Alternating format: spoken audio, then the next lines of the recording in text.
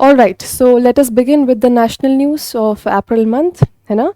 I would require all of you to take out your copies, pen, pencil, जिससे भी आप notes लेते हैं, and let's focus on the first news of April month's national part. ठीक है, तो यहाँ पे पहली national news अप्रैल के महीने की है बच्चों, कि भारत के कोस्ट लाइन्स में बदलाव आया है. ठीक है, change in the length of coast lines of India. अब यहाँ पे जब चेंजेस आए, क्योंकि चेंजेस क्यों आए हैं, कोस्ट लाइन में चेंजेस क्यों आए, क्योंकि भैया कोस्ट लाइन को मेजर करने के मेथड्स बदले हैं, मेथडोलॉजी चेंज होने के कारण, और प्रिसाइज डिस्टेंस आया है और प्रिसाइज लेंथ आई है अब कोस्ट लाइन की. ठीक है, तो भारत की कोस्ट लाइन को रिकैलकुलेट किया गया और अब वो कोस्ट लाइन है 11,098.81 किलोमीटर्स. ठीक है, तो यहाँ पे जब हम देखेंगे कि अलग अलग राज्यों की कोस्ट लाइन किस प्रकार से आई है, तो पहले इसे लिख लीजिए, change in the length of coast line of India due to change in methodology of calculation, गणना की पद्धति में परिवर्तन के कारण अब यह इतना किलोमीटर है, recalculated and now it is 11,098.18 kilometre, 0.81 kilometre. इसे लिख लीजिए बच्चों जल्दी से. Once you have written will move कि भैया कौन से स्टेट की कितनी चेंज हुई है, तब हम वो लिखेंगे. राइट दिस डाउन जल्दी जल्दी.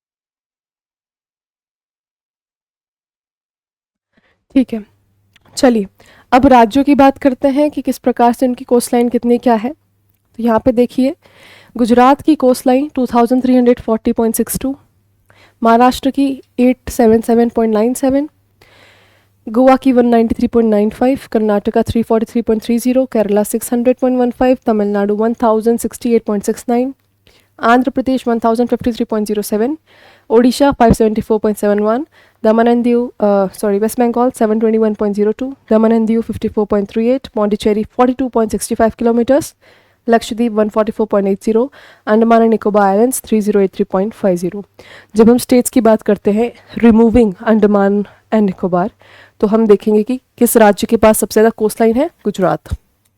ठीक है, इसी के साथ जब हम देखते हैं तो सेकंड बिगेस्ट कोस्ट लाइन, मैं अंडमान को हटा के बात कर रही हूँ, सेकंड बिगेस्ट कोस्ट लाइन हमेशा रहता ही था कि तमिलनाडु है कि आंध्रा है, तमिलनाडु है कि आंध्रा है ना, बिकॉज देखिए बहुत कम डिफ्रेंसिएशन है दोनों में.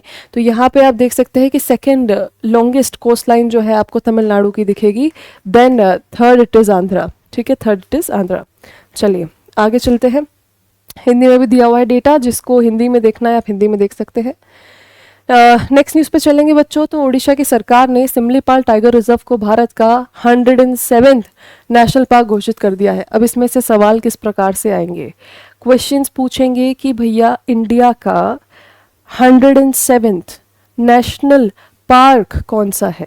ठीक है, सो 107th नेशनल पार्क है ओडिशा का सिमलीपाल टाइगर रिजर्व. ठीक है, ये ओडिशा का सेकेंड नेशनल पार्क है जो कि भितरकनिका के बाद आता है. ठीक है, ओडिशा ने सिमलीपाल टाइगर रिजर्व को भारत का 107वां राष्ट्रीय उद्यान घोषित किया, भितरकनिका के बाद ओडिशा का दूसरा राष्ट्रीय उद्यान, है ना. चलिए लिख लीजिए बच्चों.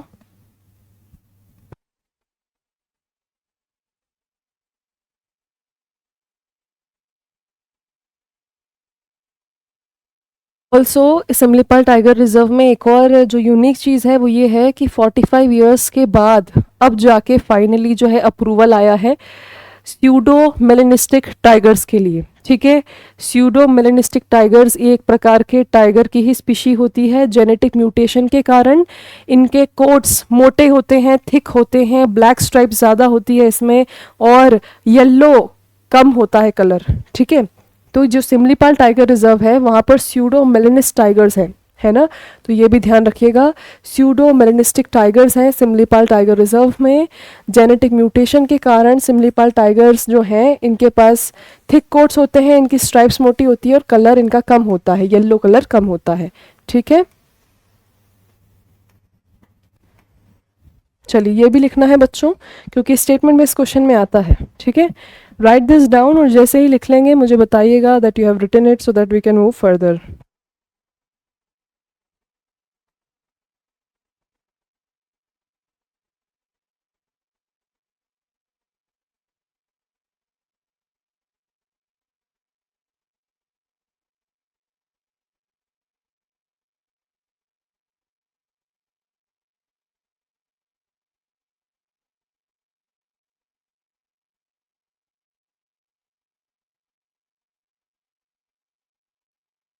जैसे ही लिख लेंगे बच्चों बताइएगा मुझे।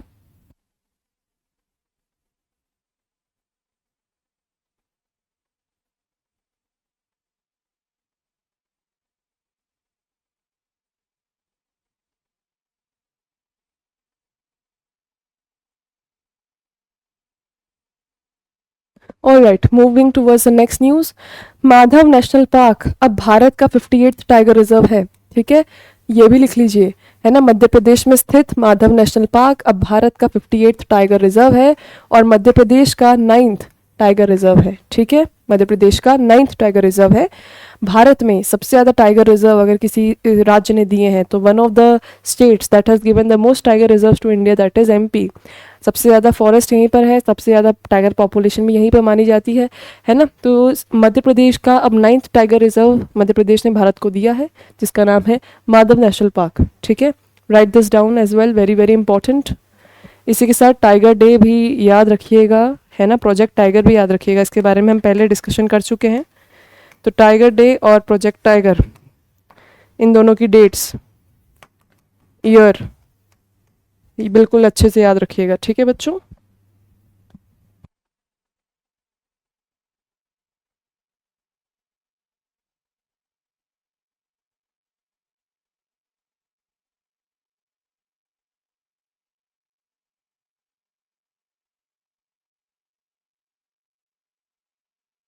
Alright, moving to the next news.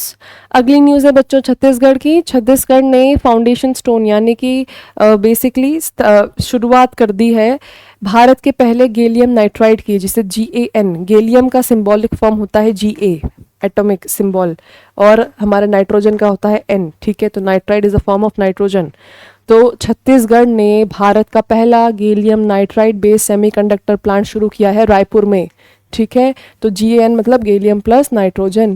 Gallium क्या है बच्चों? ये एक प्रकार का सेमीकंडक्टर है ना। और सेमीकंडक्टर कितना इंपॉर्टेंट है एट प्रेजेंट, ये तो आप सब भी जानते हैं, हम डिस्कशन भी कर चुके हैं कि सेमीकंडक्टर इंडस्ट्री को ग्रो करना और सेमीकंडक्टर मैन्युफैक्चरिंग शुरू करना इंडिया के लिए बहुत इंपॉर्टेंट है, अगर हमें इलेक्ट्रॉनिक और टेक्निकल डेवलपमेंट करना है तो, है ना।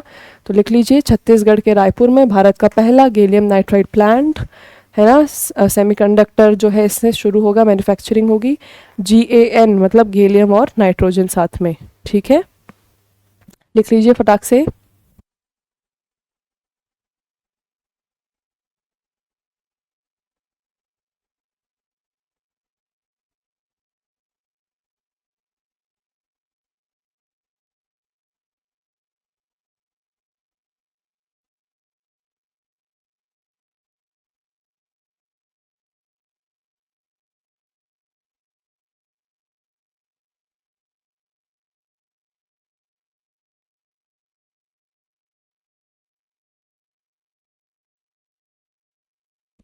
चलिए मूविंग फर्दर, सेमीकंडक्टर्स क्या होते हैं? तो सेमीकंडक्टर, ठीक है, कंडक्टर मतलब आई होप लिख लिया होगा, है ना। मैं टाइम कम दे रही हूँ, आई नो, बट वो इसीलिए क्योंकि न्यूज़ बहुत सारी है ना बच्चों। तो सेमीकंडक्टर क्या होता है? You have to maintain your speed. कम कम समय दूंगी मैं आपको बीच में, मेंटेन करके चलना, और अगर कुछ छूट जाए तो लेक्चर के एंड में लिख लीजिएगा। ठीक है, पॉज करके। अब सेमीकंडक्टर होता क्या है? वैसे तो आप बहुत सारे बच्चे जानते ही होंगे, still let me explain once again. Semiconductor, semi मतलब हाफ, आधा। कंडक्टर मतलब, कंडक्टर बोलते हैं मेटल्स को जो पूरा का पूरा इलेक्ट्रिसिटी, हीट सब कुछ कंडक्ट कर लेते हैं। ठीक है, जैसे सिल्वर, कॉपर, सोना वगैरह वगैरह, है ना। अब नॉन कंडक्टर होते हैं जो नॉन मेटल होते हैं, है ना, जैसे कि क्लोरीन वगैरह, ये सब जो है नॉन मेटल है ना, ये धातु नहीं है। तो ये जो है इलेक्ट्रिसिटी या हीट कंडक्ट नहीं करते हैं। Plastic for example is a non metal. अब यहाँ पे बच्चों ऐसा होता है कि जब पीरियोडिक टेबल है तो मेटल और नॉन मेटल दोनों की प्रॉपर्टी शेयर करने वाले भी कुछ एलिमेंट्स होते हैं। ठीक है, जो मेटल की भी प्रॉपर्टी शेयर करते हैं और नॉन मेटल की भी, दोनों की कुछ कुछ प्रॉपर्टी शेयर करते हैं। तो इसीलिए उनका कंडक्शन जो है मिड होता है। वो मेटल जितना एकदम बहुत ज़्यादा कंडक्शन भी नहीं करते हैं और नॉन मेटल जितना नील कंडक्शन भी नहीं करते हैं। वो एकदम थोड़ा मॉडरेट कंडक्शन करते हैं इलेक्ट्रिसिटी का, एनर्जी का, है ना। इसीलिए उनको सेमीकंडक्टर कहा जाता है। ठीक है, तो यहाँ पे सेमीकंडक्टर जो है ये पार्टली कंडक्ट करता है इलेक्ट्रिसिटी को। आगे चलिए, अब GAN जो है इसके बारे में हम डिटेल्स देख रहे हैं, इसे आप लिखने की ज़रूरत नहीं है। ये एफिशिएंसी यानी दक्षता में बहुत ज़्यादा आगे है। थर्मल स्टेबिलिटी यानी हीट को कंडक्ट करने के बाद भी ये अच्छे से स्टेबल रहता है, ऐसा नहीं है कि ख़राब हो जाता है या मेल्ट हो जाता है। और स्विचिंग स्पीड बहुत इसकी तेज़ है, और सिस्टम और ऑपरेशन की कॉस्ट यानी कि लागत भी कम आती है ना। तो ये भी लिखने की ज़रूरत नहीं है, ये बस समझने का पार्ट था। अब यहाँ पे कहाँ कहाँ इसका इस्तेमाल होता है ये देख लीजिए। 5G और 6G नेटवर्क में इसका इस्तेमाल होता है, बहुत एडवांस लैपटॉप्स में इसका इस्तेमाल होता है, डिफेंस टेक्नोलॉजी, डाटा एनालिटिक्स, इन सब में इसका इस्तेमाल होता है। तो कहाँ इस्तेमाल होता है बच्चों ये लिख लीजिए, ठीक है। This is very important that where it is used. जैसे ही लिख लेंगे मुझे बता दीजिएगा।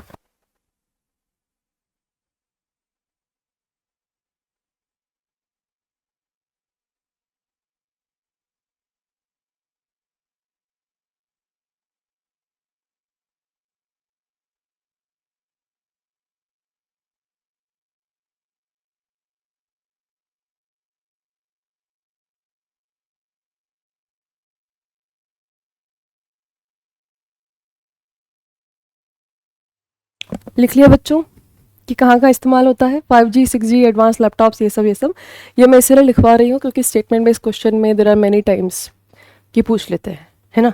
व्हाट आर द यूसेजेस, हम पढ़े नहीं है तो फिर कैसे लगा के आएंगे टिक मार्क, है ना। चलिए मूविंग फर्दर। अब बच्चों ये जो न्यूज़ है, अगली वाली न्यूज़, ये न्यूज़ है हमारी सरस। कोई सरस कहता है, कोई सारस कहता है, आपको जो कहना है बच्चों, या फ्री टू, है ना, बस समझ में आना चाहिए, ठीक है। तो बच्चों CSIRNAL जो हमारी लेबोरेटरीज़ है, ठीक है, इन्हीं के द्वारा ये जो न्यूज़ आ रही है कि सारस मार्क 2 जो है ये अपडेटेड वर्जन है भारत के सिविलियन एयरक्राफ्ट का, ठीक है। भारत का सिविलियन एयरक्राफ्ट, जैसे कि अभी एयर इंडिया वाला जो क्रैश हुआ था उसमें India was using Boeing. Boeing was a civilian aircraft जो कि हम इस्तेमाल कर रहे थे, है ना। तो सिविलियन एयरक्राफ्ट मतलब कि उसे भी इस्तेमाल किया जा सकता है अगर वो टेस्ट अच्छे से फुलफिल कर जाए, पास कर जाए, सारी टेस्टिंग को अच्छे से क्रॉस कर जाए। हो सकता है कि उसे भी एयरलाइंस इंडक्ट करने लगे एज देयर एयरक्राफ्ट। फिर भारत खुद ही के देश में बनाया हुआ इंडिजीनियस सिविलियन एयरक्राफ्ट इस्तेमाल करेगा एक जगह से दूसरी जगह लोगों को ट्रांसपोर्ट करने के लिए, है ना। तो सारस मार्क 2 जो है अपडेटेड वर्जन है भारत के खुद के सिविलियन एयरक्राफ्ट का, जिसका टेस्ट फ्लाई होगा दिसंबर 2027 में, ठीक है। CSIR नेशनल एयरस्पेस लेबोरेटरीज लिख लीजिएगा, ठीक है, ये पता होना चाहिए।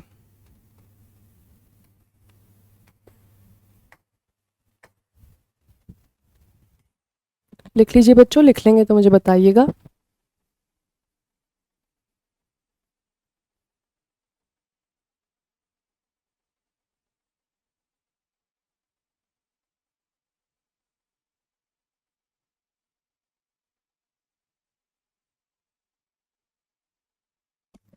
नोटेड। चलिए moving further.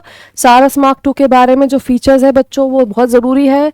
19 seater multipurpose civilian aircraft है। कितनी सीट है ज़रूरी है, ठीक है, बहुउद्देशीय नागरिक विमान। पहला मल्टीपर्पज सिविलियन एयरक्राफ्ट है भारत का, पहला मल्टीपर्पज सिविलियन एयरक्राफ्ट, ठीक है। कौन सी category, light transport aircraft category में, हल्के परिवहन विमान श्रेणी में, भारत का पहला बहुउद्देशीय नागरिक विमान।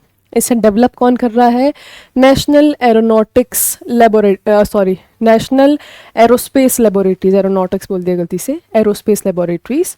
ये किसके साथ कोलैबोरेशन में कर रहे हैं, CSIR के साथ, कोलैबोरेशन विद CSIR। कोलैबोरेशन मतलब क्या, उनके साथ मिलकर, उनके सहयोग से, ठीक है।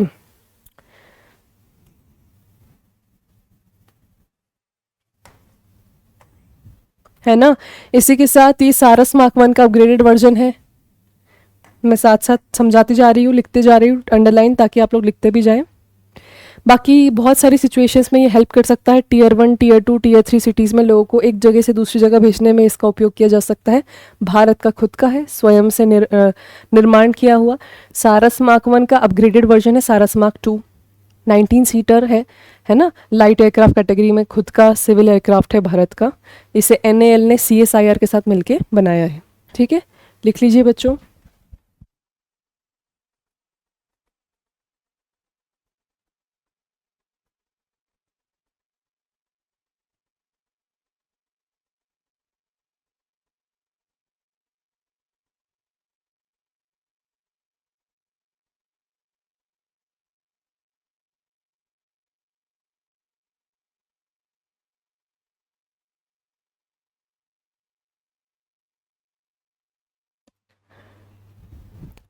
चलिए moving to the next news.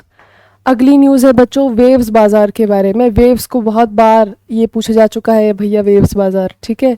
तो वेव्स बच्चों भारत का ही एक ऐसा, जिसे आपने देखा होगा ना, अलग अलग प्लेटफॉर्म्स आ गए हैं आजकल सोशल मीडिया एंटरटेनमेंट के, है ना। जैसे नेटफ्लिक्स आ गया है, ओटीटी प्लेटफॉर्म्स आ गए हैं, उसी प्रकार से भारत का भी एक वेव्स करके, ठीक है।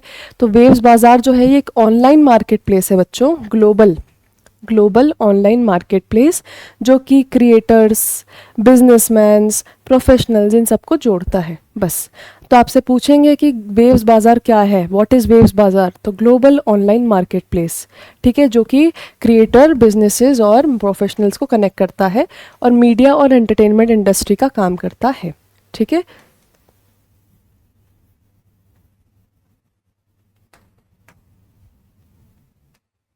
है ना। लिख लीजिए जल्दी से।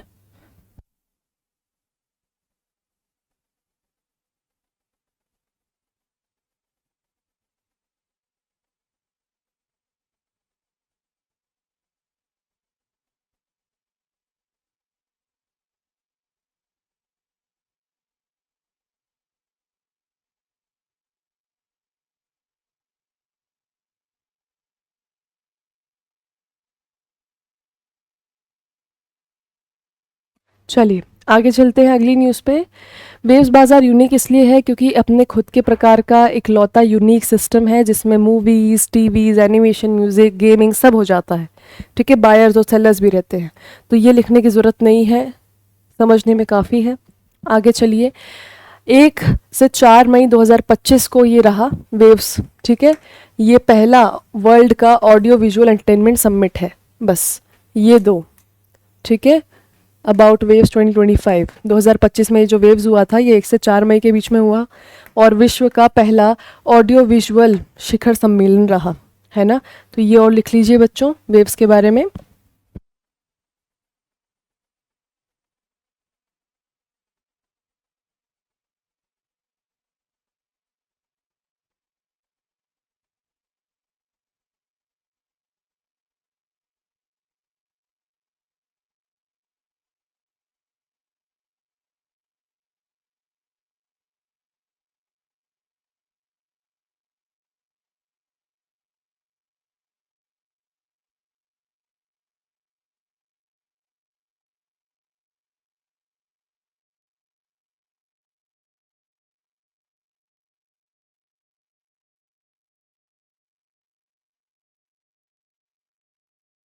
लिख लिया बच्चों। चलिए लेट्स मूव फर्दर। अब देखिए बच्चों पोषण पखवाड़ा का 7वां संस्करण 8 अप्रैल से 22 अप्रैल 2025 के बीच में हुआ।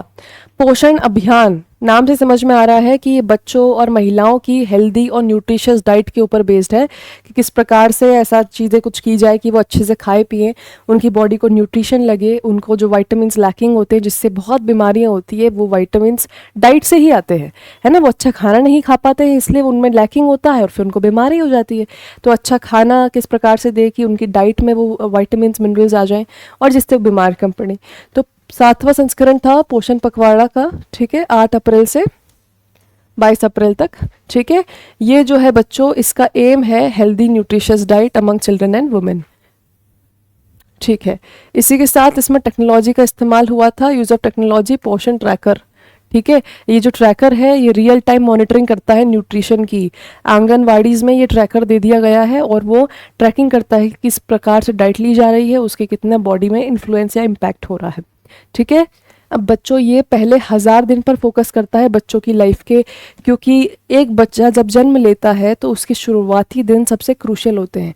अगर उन शुरुआती दिनों में उसका ध्यान नहीं रखा जाता है तो उसकी मृत्यु तक हो सकती है। और ऐसा होता भी है भारत में कि सही पोषण ना देने के कारण बहुत सारे छोटे छोटे बच्चे जो हैं, जो अभी अभी जिनका जन्म हुआ है, उनकी मृत्यु हो जाती है, ठीक है। तो यहाँ पे ये सब चीज़ें ना हो इसीलिए ये ट्रैकर वगैरह रखा गया है। और बाकी माल न्यूट्रिशन को भी हटा देगा, ठीक है। पोषण पखवाड़ा जो है ये फोकस करता है चाइल्डहुड ओबेसिटी ना हो, है ना। क्योंकि बहुत बार ऐसा होता है जो बच्चे कुछ नहीं खाते फिर एकदम से उन्हें फीड किया जाता है तो वो ओबेस हो जाते हैं, वो स्टारवेशन का एक साइड इफेक्ट होता है, ठीक है। तो उसे भी कंट्रोल करने का इसमें एक उन्होंने रखा।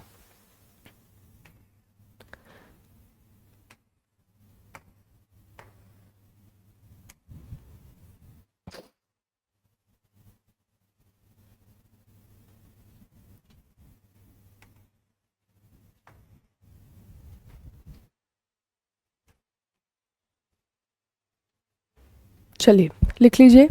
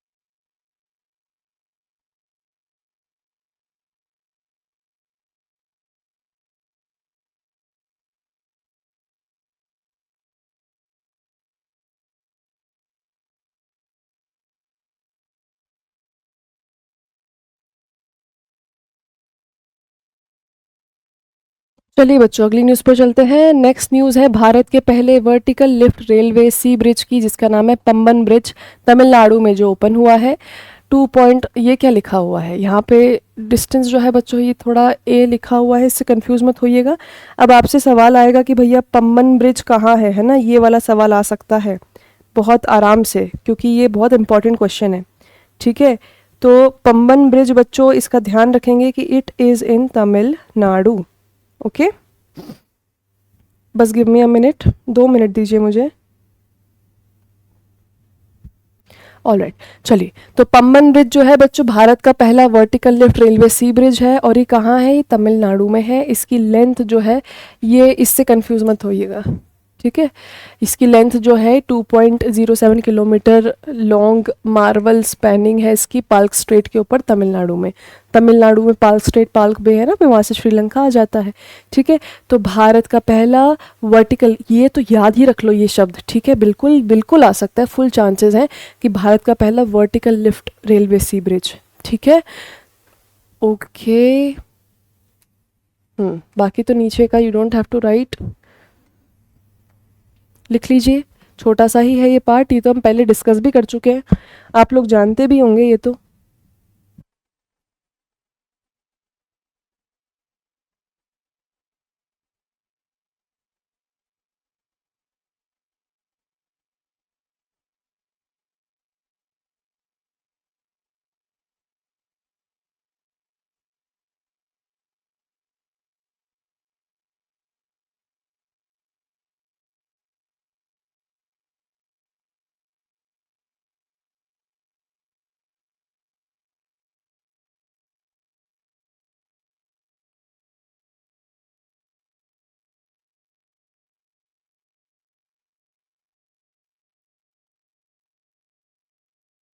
चलिए आगे चलते हैं टू द नेक्स्ट न्यूज़।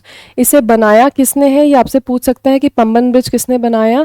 तो constructed by rail Vikas Nigam limited, RVNL। ये एक नवरत्न है। ठीक है, नवरत्न PSU है। ओके, और मिनिस्ट्री ऑफ रेलवेज के अंडर आती है। ओके, ये दो मिक्स हो गई ये दो चीज़ें, है ना, वाराणसी का GI टैग। और ये पहले आप ये वाला लिख लीजिए, फिर वाराणसी की न्यूज़ लिखेंगे। ये वाला लिख लीजिए, I am giving you some time, फिर वाराणसी वाली न्यूज़ लिखे।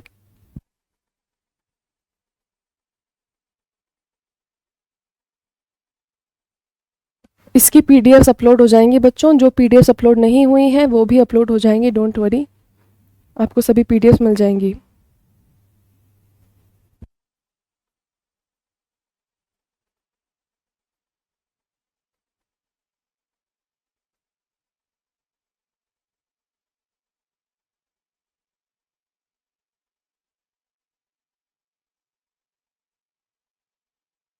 चलिए अगली न्यूज़ पर चलते हैं बच्चों। अब GI टैक्स की बात हो रही है, तो पहले GI टैक्स समझ लेते हैं, इसके बाद सारी GI टैक्स की बात है, और फिर न्यूज़ हमारी नेशनल न्यूज़ ख़त्म हो जाएगी, है ना। तो GI टैक्स अब हम बहुत सारे राज्यों की देखने वाले हैं।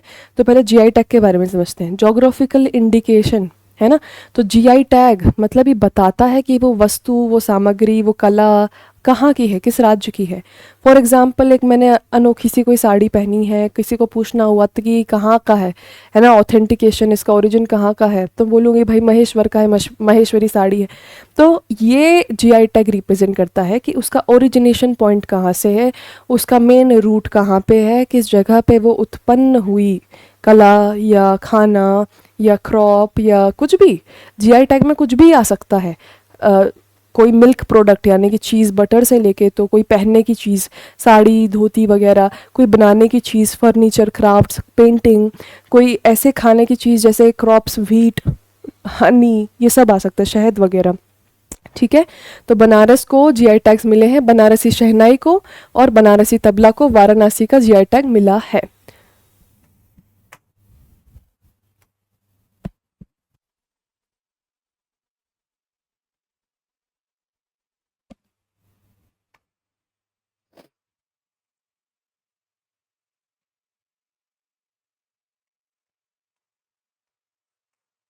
इसी के साथ बनारस का ये जो तबला घराना है, इसे पूरब घराना भी कहा जाता है, ये लिख लेना। ठीक है, कि बनारस का जो तबला घराना है इसका एक और नाम है पूरब घराना। ओके, लिख लीजिए।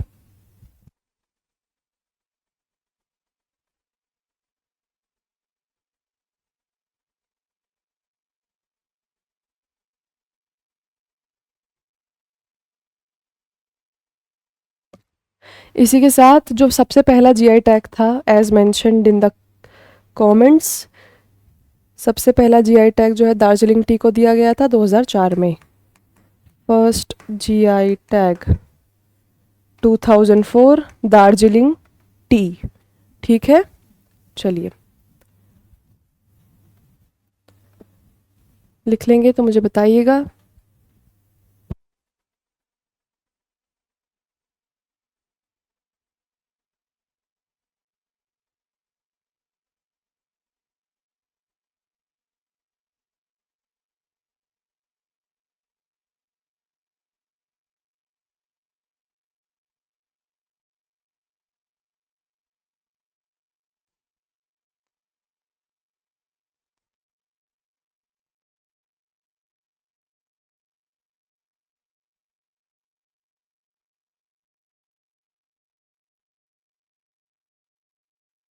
चलिए आगे बढ़ते हैं बच्चों। Now talking about Kashmiri products जिन्हें जीआई टैग मिला है।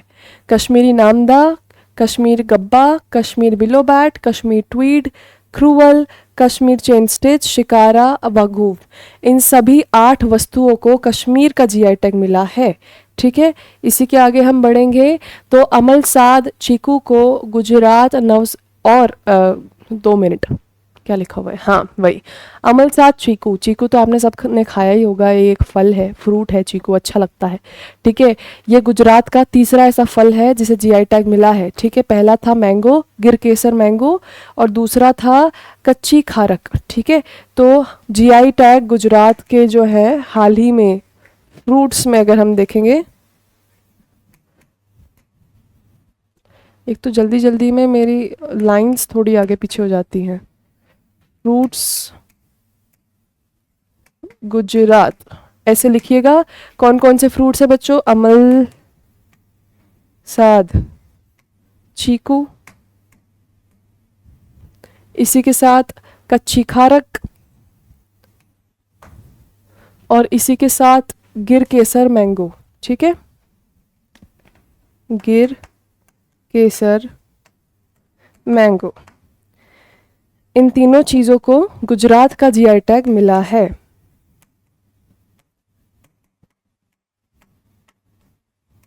ठीक है, चलिए मैं सारे जीआई टैग्स एक साथ समझा दूंगी, फिर आप इकट्ठा लिख लीजिएगा। आगे देखिए, वेस्ट बंगाल को जीआई टैग मिला है 7 प्रोडक्ट्स के लिए। नोलैन गुड़ संदेश, मुर्शिदाबाद छानाबुरा, बिष्णुपुर मोतीचूर लड्डू, कमरपुकुर सादा बॉन्डे, मालदा निस्तारी सिल्क यान, राधोनी पागल राइस, बारुईपुर गुआवा, इन 7 चीज़ों के लिए वेस्ट बंगाल को मिला है जीआई टैग। ठीक है, आगे देखेंगे, मेघालय की बात करेंगे तो रिंडिया सिल्क और खासी हैंडलूम प्रोडक्ट्स जो है उन्हें मेघालय का जीआई टैग दिया गया है। ठीक है, रिंडिया सिल्क और खासी हैंडलूम प्रोडक्ट्स कहाँ का जीआई टैग है? मेघालय। ठीक है, इसी के साथ बात करेंगे तेलंगाना की। तो तेलंगाना में वरंगल चपाटा चिली है ना, जिसे टोमेटो चिली कहते हैं, उसे जीआई टैग मिला है तेलंगाना का। ओके, और ये तेलंगाना का 18th प्रोडक्ट है जिसे जीआई टैग मिला है, टू रिसीव जीआई टैग, है ना। कितने सारे राज्य देख लिए बच्चों हमने, यहाँ से शुरू हुआ था, इसके पहले से वाराणसी के हमने 2 चीज़ें देखी, बनारसी शहनाई, बनारसी तबला। जम्मू कश्मीर कश्मीर की हमने 8 चीज़ें देखी हैं। गुजरात के हमने 3 फल देख लिए। वेस्ट बंगाल की 7 चीज़ें देख ली। और इसी के साथ तेलंगाना का हमने वरंगल चपाटा चिली देख लिया, जिसे टोमेटो चिली कहते हैं, 18वां प्रोडक्ट है तेलंगाना से।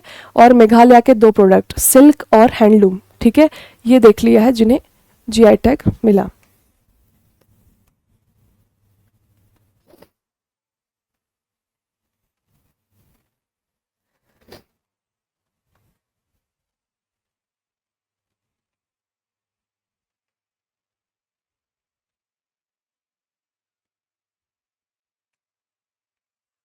ठीक है, आगे देखिए बच्चों, कन्नाडी पाया को भी जीआई टैग मिला है ना। तो कन्नाडी पाया केरला का है जिसे जीआई टैग मिला। ठीक है, कन्नाडी पाया को जीआई टैग मिला है केरला का।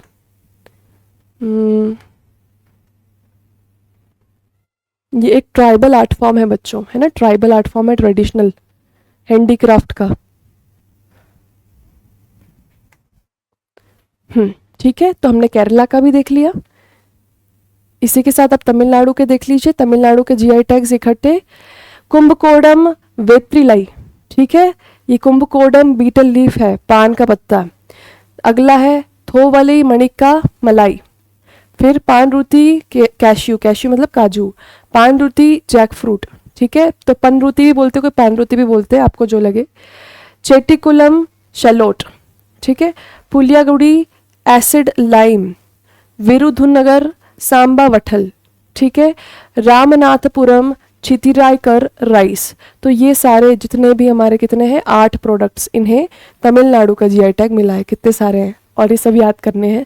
याद इन द सेंस ऐसे नहीं याद करने की आपसे पूछे कि तमिलनाडु के 8 जीआई टैग बता, ऐसे नहीं पूछेगा कोई भी।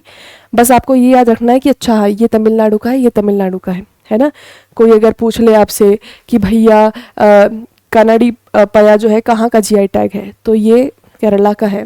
कोई आपसे पूछ ले कि पुलियांगुड़ी एसिड लाइम कहाँ का जीआई टैग है, तो तमिलनाडु का है। बस ऐसे आपको लाइन से 8 याद नहीं करने की, नींद में कोई 8 पूछ ले तो 8 बताए, वो वाला नहीं है। बस इनके राज्य याद करना है, ओनली रिमेंबर द स्टेट्स, है ना, that's it, it is enough. आगे चलते हैं बच्चों हमारी आखिरी नेशनल न्यूज़ पे। केरला पहला राज्य बना जिसमें पूरी डिजिटल लिटरेसी आ गई, टोटल डिजिटल लिटरेसी।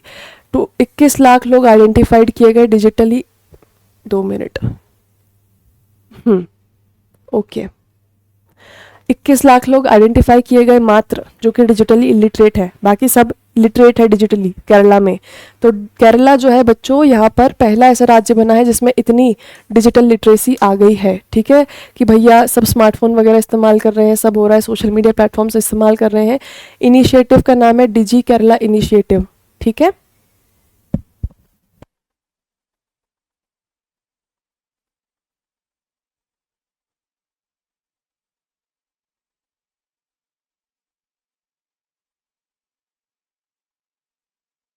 इसी के साथ बच्चों हरियाणा की सरकार ने तिगराना और मीता ठल को भिवानी डिस्ट्रिक्ट में ऐसे 2 सेकेंड, ओके, तिगराना और मीठा नहीं, क्या नाम है इसका, मीता 2 मिनट बच्चों, मैं ना बोलने में अटक रही हूँ, ठीक है, मीता थल।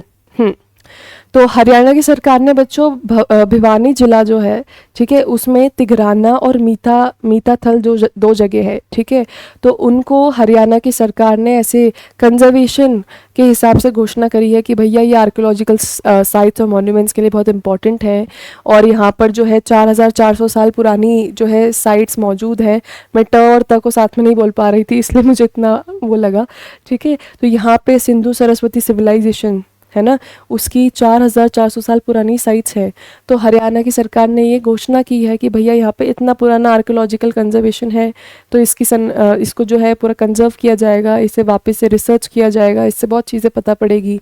ठीक है, तो आपसे पूछ सकते हैं कि तिघराना और मीठा थल कहाँ पे है, तो भैया हरियाणा के भिवानी डिस्ट्रिक्ट में है। ठीक है, और ये प्रोटेक्टेड मॉन्यूमेंट्स और आर्कोलॉजिकल साइट्स अपने में लिए बैठे हैं, जो कि 4,400 साल पुरानी है, और इनका लिंक किया जाता है सिंधु सरस्वती सिविलाइजेशन से, जब सरस्वती नदी एग्जिस्ट करती थी। ठीक है, अभी सरस्वती नदी बोला जाता है कि सूख चुकी है पूरी।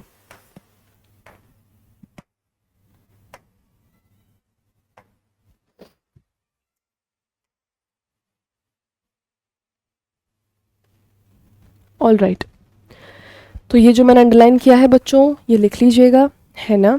इसी के साथ हमारी सारी नेशनल न्यूज़ ख़त्म हो गई हैं। अब मैंने सारे जीआई टैग्स एक साथ एक्सप्लेन कर दिए थे, तो वीडियो को पॉज कर करके आप जो है नोट्स लिख लीजिएगा जीआई टैग्स के सारे। पहले स्टेट लिखिएगा, उनके सारे प्रोडक्ट्स, फिर स्टेट प्रोडक्ट्स। ठीक है, जो अंडरलाइन किया है बस वही। एक्स्ट्रा इन्फॉर्मेशन जीआई टैग में ज़रूरी नहीं है। जीआई टैग में सिर्फ आपको पता होना चाहिए कि वो प्रोडक्ट किस राज्य का है, दैट इज़ इट। और जीआई टैग आता है, जीआई टैग को आप इग्नोर नहीं कर सकते। GI tags match the column में भी आ जाते हैं, डायरेक्टली भी आ जाते हैं, और अगर पता हो तो बहुत अच्छा स्कोरिंग टॉपिक है जीआई टैग, है ना। चलिए लिख लीजिए, मैं साइड हो जाती हूँ।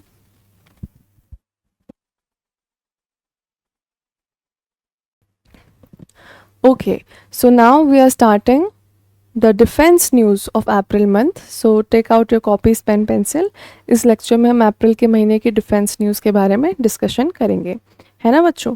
तो जो पहली न्यूज़ हम डिफेंस की देख पा रहे हैं अप्रैल के महीने से, वो है डीआरडीओ के बारे में। डीआरडीओ ने एलआरजीबी यानी कि लॉन्ग रेंज ग्लाइड बॉम्ब गौरव का सक्सेसफुल रिलीज ट्रायल कर लिया है। देखिए बच्चों, लॉन्ग रेंज ग्लाइड बॉम्ब है ना, काइंड ऑफ लाइक इन्हें सुसाइड बॉम्ब्स भी कहते हैं। ये टारगेट पर जाके एकदम फट जाते हैं, तो टारगेट के साथ दे इरप्ट, पूरा का पूरा एक्सप्लोड हो जाते हैं, है ना। तो यहाँ पे हमारे भारत का खुद का बनाया हुआ इंडिजीनियस बनाया हुआ एलआरजीबी यानी कि लॉन्ग रेंज ग्लाइड बॉम्ब। आपसे पूछ सकते हैं कि डीआरडीओ के द्वारा बनाया गया लॉन्ग रेंज ग्लाइड बॉम्ब का नाम क्या है, तो उसका नाम है बच्चों गौरव। ठीक है, ये 1,000 किलो का है क्लास ग्लाइड बॉम्ब। इसे डिज़ाइन और डेवलप किया है बच्चों डीआरडीओ ने। ठीक है, design and developed indigenously bye research centre इमारत DRDO। ठीक है, और इसके जो ट्रायल्स हैं बच्चों, रिलीज ट्रायल्स, वो हमने सुखोई Su-30 MKI एयरक्राफ्ट से किए हैं। ये बॉम्ब कुछ इस प्रकार के हैं कि इन्हें हाइट से, भले ही वो एयरक्राफ्ट हो या कोई ऊपर चॉपर वगैरह हो, जो भी है जहाँ पे ये लग सकता है, जिन एयरक्राफ्ट्स में ये लग सकता है, फैसिलिटेटेड है, वहाँ से इसे ऊंचाई से जो है एक टारगेट लोकेशन पर ड्रॉप किया जा सकता है और वो पूरी लोकेशन नष्ट हो सकती है। ठीक है, तो ये एलआरजीबी के बारे में लिख लीजिए बच्चों।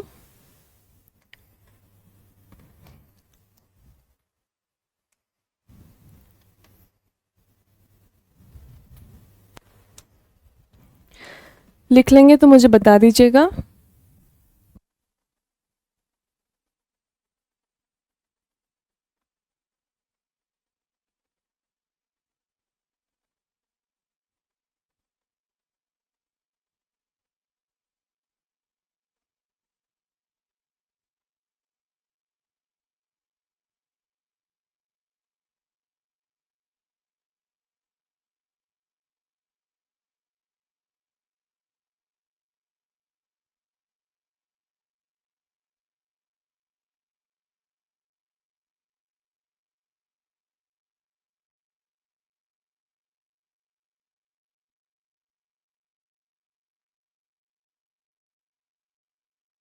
जैसे ही लिख लो बच्चों मुझे बता दीजिएगा, so that will move ahead.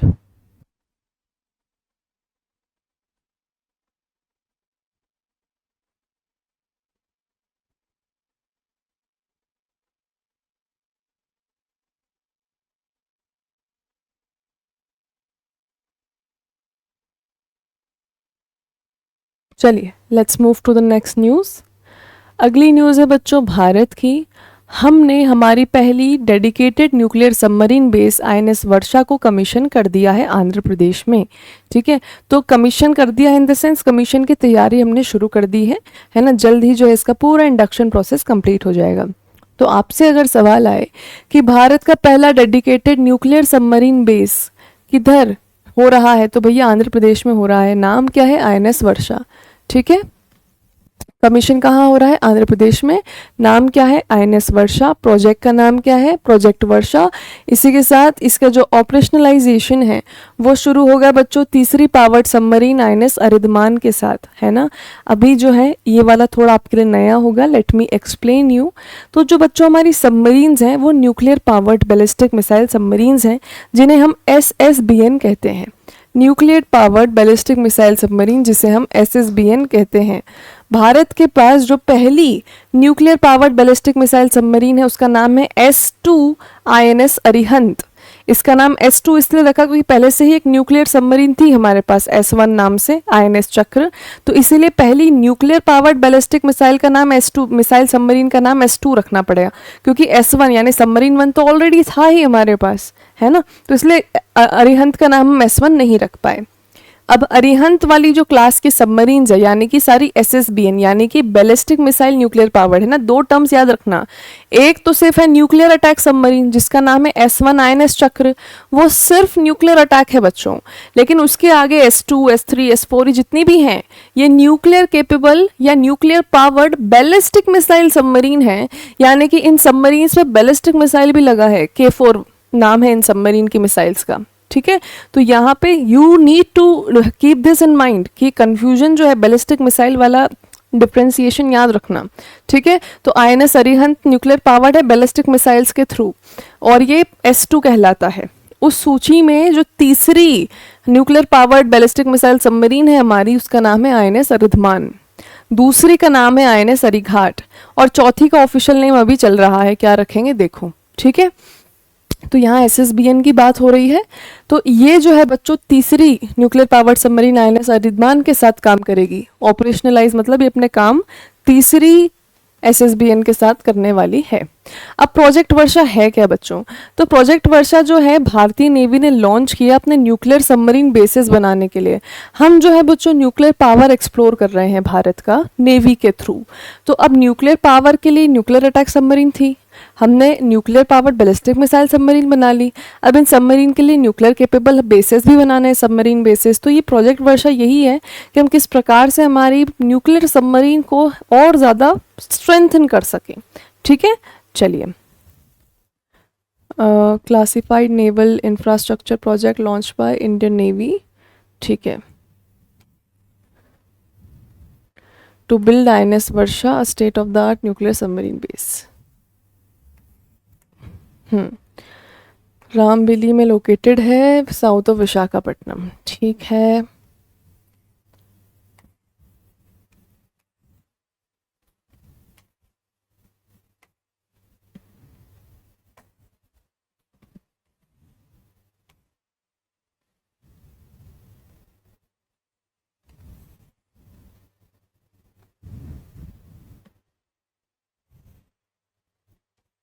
चलिए लिख लीजिए बच्चों, लिख लेंगे तो मुझे बताइएगा।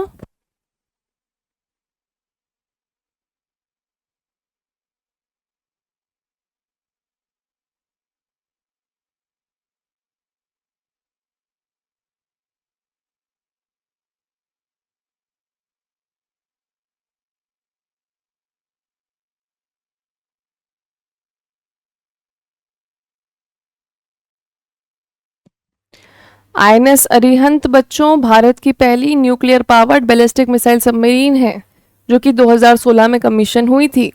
अरिहंत बैलिस्टिक है बच्चों, है ना। तो ये कंफ्यूजन जिसे भी है कि बैलिस्टिक नहीं है, इस कंफ्यूजन को हटा दें। INS अरिहंत पहली बैलिस्टिक सबमरीन मिसाइल, पहली बैलिस्टिक मिसाइल सबमरीन है भारत की।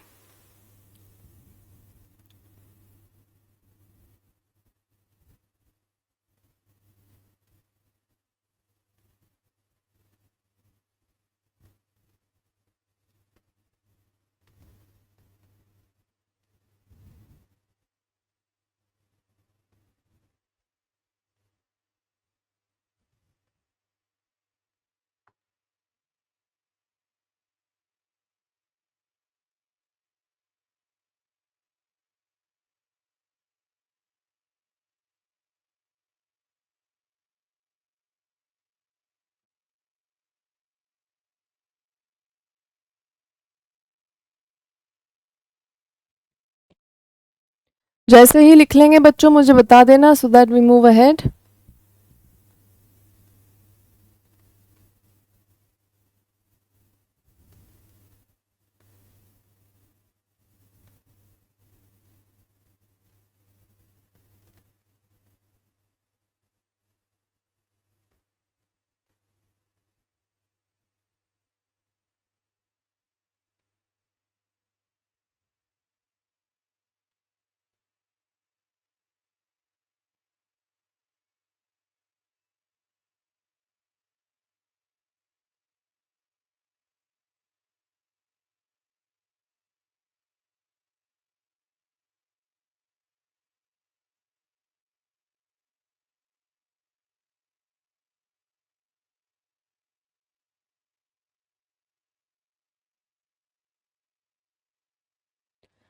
चलिए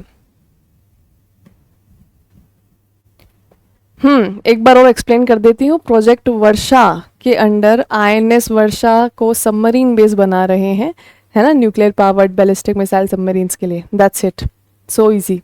प्रोजेक्ट वर्षा के अंतर्गत आईएनएस वर्षा को क्या बना रहे हैं? Nuclear submarine base. ठीक है, चलिए आगे चलते हैं। सीआरपीएफ की न्यूज़ है बच्चों। सीआरपीएफ ने स्पेशल कोबरा बटालियन रेस करी थी। ये जो कोबरा बटालियन है, हमने न्यूज़पेपर में ही पढ़ा था इसके बारे में कि सीआरपीएफ ने अपनी कोबरा बटालियंस के थ्रू जितने भी माओइस्ट हैं, नक्सलाइट्स हैं, इन्हें न्यूट्रलाइज करने का टारगेट किया था और कर भी दिया, है ना। तो ये उसी के बारे में है कि ये जो नई यूनिट है सीआरपीएफ की, इसका नाम है कोबरा बटालियन, और ये है टेररिस्ट काउंटर टेररिस्ट ऑपरेशन जो जम्मू कश्मीर में हो रहे हैं उसी के साथ जो कंट्री में नक्सलाइट्स माओइस्ट ऑपरेशंस हो रहे हैं उनको काउंटर करने के लिए ये किया गया है। ठीक है, to undertake operations in Naxal affected area.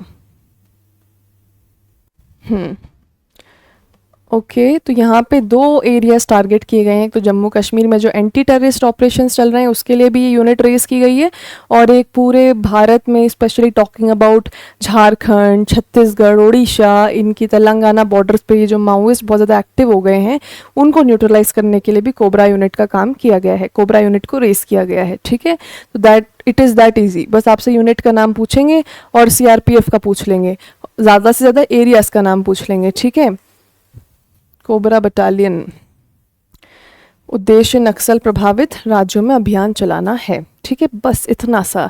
ठीक है, तो सीआरपीएफ ने अभी हाल ही में इतने सारे मेजर माओइस्ट लीडर्स को पूरा न्यूट्रलाइज कर दिया। ठीक है, बहुत सारों को मारा, एनकाउंटर किया, बहुत सारों को पकड़ा, जेल में डाल दिया, और इसके चलते जो ये पूरा नक्सलाइट माओइज्म चल रहा था भारत में, ये थोड़ा सा थमेगा, है ना। तो इसके पीछे जो मेन बटालियन है जो रिस्पॉन्सिबल है इस पूरी चीज़ को कंट्रोल करने के, उसका नाम है कोबरा।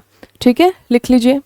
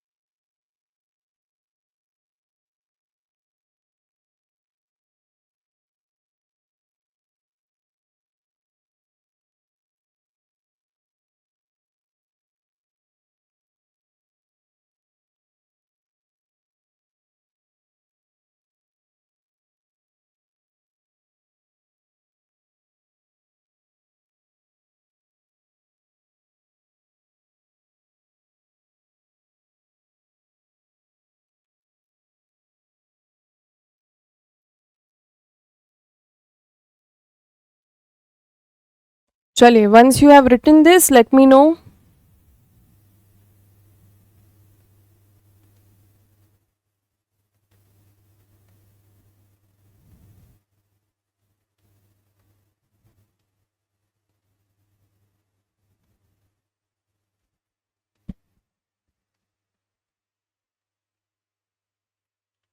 डन।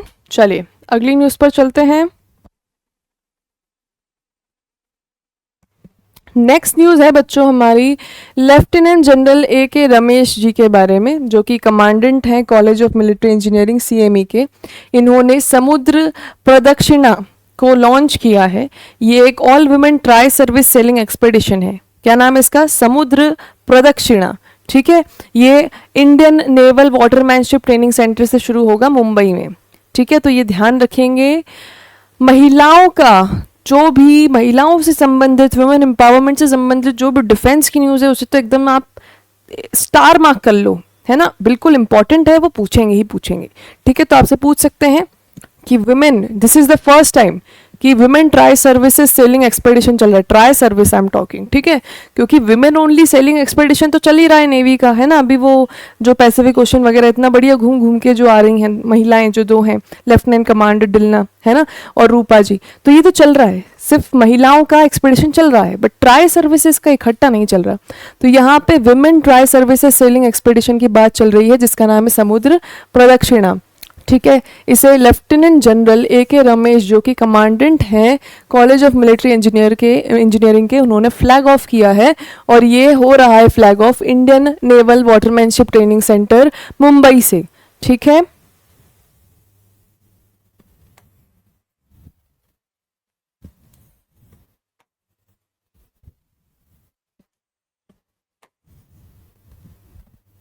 प्रदक्षिणा, है ना, लिख लीजिए बच्चों इसे। यस, नाविक सागर परिक्रमा की तरह, पर नाविक सागर परिक्रमा में मात्र नेवी की महिला जा रही थी। ये ट्राई सर्विसेज यानी कि एयरफोर्स आर्मी के भी शामिल होंगी इसमें। लिख लीजिए।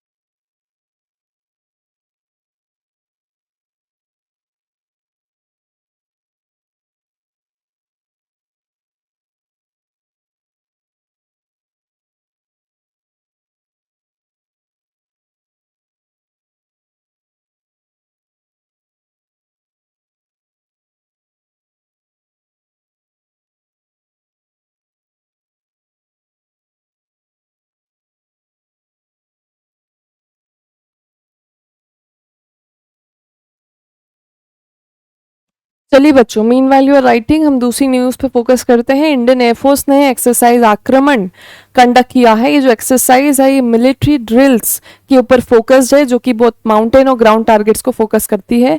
इसमें बच्चों इंडियन एयरफोर्स ने राफेल, सुकोई Su-30 MKI जैसे फाइटर जेट्स का इस्तेमाल किया और इलेक्ट्रॉनिक वॉरफेयर में भी अपना जो है थोड़ा बहुत एक्सपीरियंस ग्रो किया। ठीक है, तो इंडियन एयरफोर्स ने एक्सरसाइज आक्रमण कंडक्ट करी। मिलिट्री ड्रिल्स हैं, attacks on mountain and ground targets.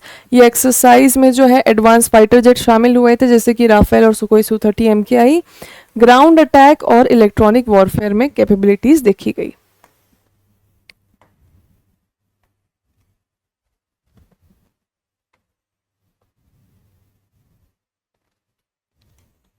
ठीक है, ये भी अंडरलाइन कर दिया है। आपसे इस पे से सवाल आएंगे कि एक्सरसाइज आक्रमण किसने कंडक्ट किया, तो भैया इंडियन एयरफोर्स ने किया। उसमें क्या हुआ, तो उसमें माउंटेन टेरेनस ग्राउंड टारगेट्स हमने फोकस किए, जिसमें हमने फाइटर एयरक्राफ्ट का भी इस्तेमाल किया, जैसे सुकोई Su-30 और हमारा राफेल। बस इतनी सी न्यूज़ है बच्चों, है ना, लिख लीजिए।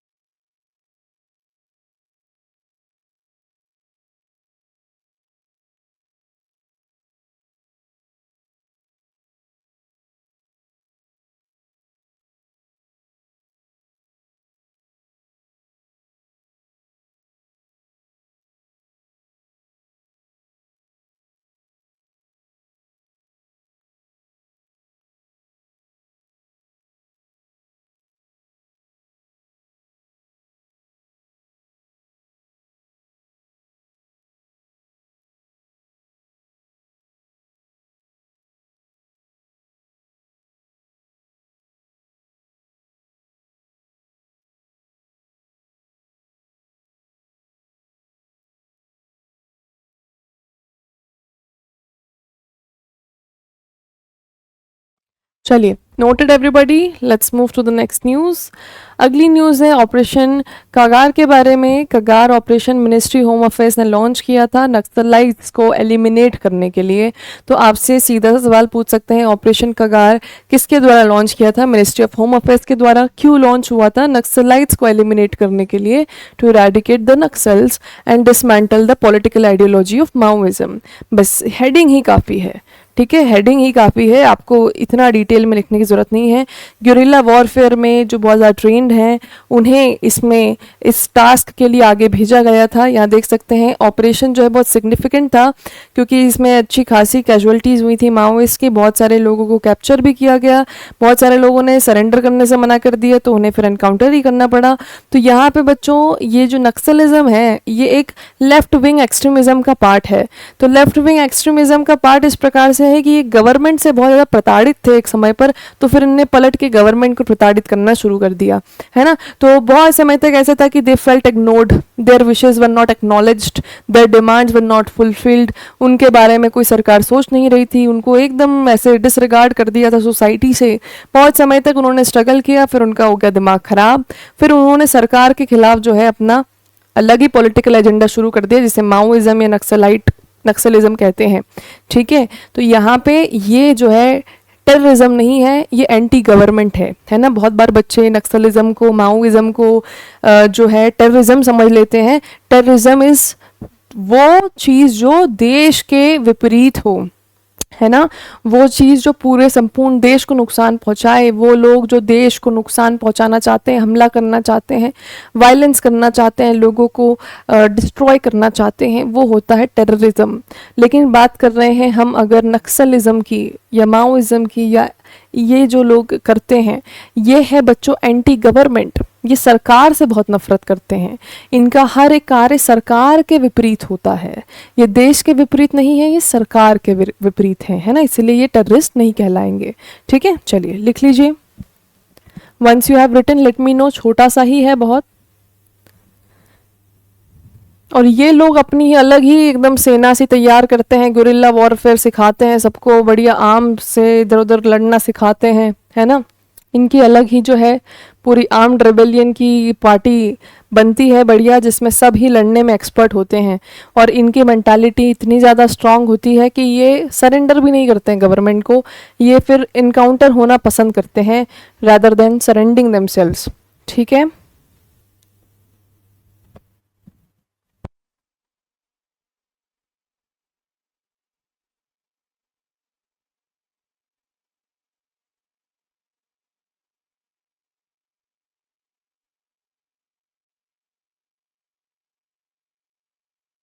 लिख लेंगे बच्चों तो मुझे बता दीजिएगा, so that will move ahead.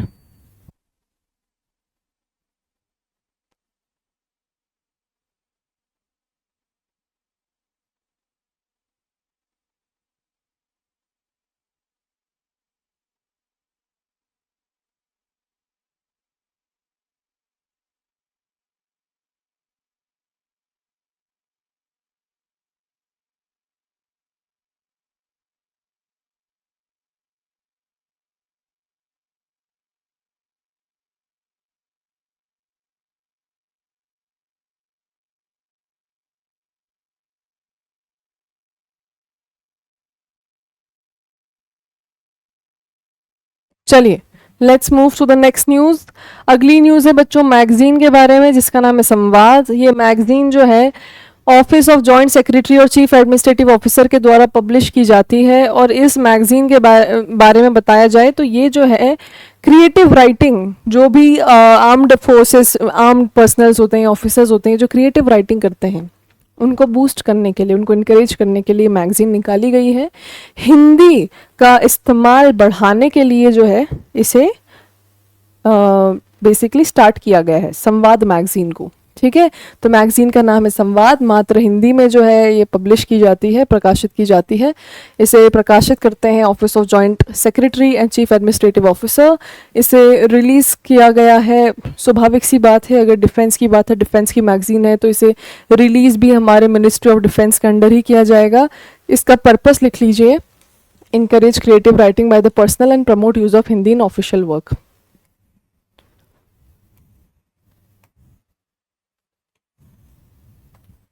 चलिए बच्चों लिख लीजिए। इसके बाद हमारी कम ही न्यूज़ बची हैं, बहुत छोटी छोटी न्यूज़ बची हैं, जल्द ही हमारा ख़त्म होने वाला है। जैसे ही लिख लेंगे ये मुझे बता दीजिएगा।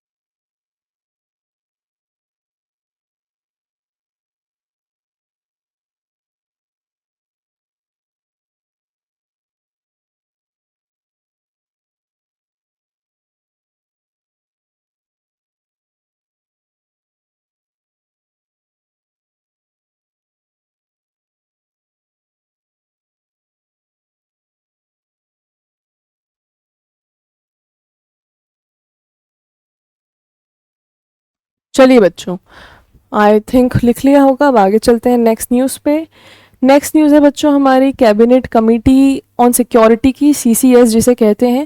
इसे प्रधानमंत्री नरेंद्र मोदी हेड करते हैं और 63,000 करोड़ की डील जो है वो हुई है इस CCS मीटिंग में, जिसमें हम 26 राफेल एम फाइटर जेट्स ले रहे हैं फ्रांस से भारतीय नेवी के लिए। ठीक है, इसमें 22 सिंगल सीटर्स हैं और 4 ट्विन सीटर हैं। ठीक है, तो यहाँ पे ये आपको लिखना है कि कैबिनेट कमेटी ऑन सिक्योरिटी जिसे प्रधानमंत्री हेड करते हैं नरेंद्र मोदी जी, उन्होंने एक डील अप्रूव करी है जो कि 63,000 करोड़ की है। इसमें हम 26 राफेल एम फाइटर जेट्स ले रहे हैं। किसके लिए ले रहे हैं? नेवी के लिए ले रहे हैं। कहाँ से? तो राफेल तो फ्रांस से ही आएगा। अब इसमें 22 ऐसे हैं जो सिंगल सीटर हैं और 4 ऐसे हैं जो ट्विन सीटर हैं। ठीक है, ये भी लिख लेना।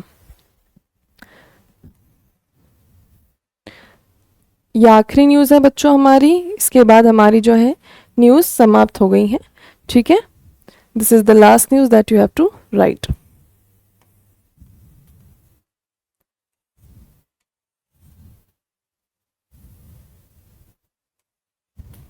है ना? चलिए, नाउ आई बी, मैं थोड़ा साइड हो जाऊंगी जो बच्चे लिख रहे हैं, है ना। This is the last news, जिसके साथ हमारा सेशन खत्म हो जाएगा बच्चों।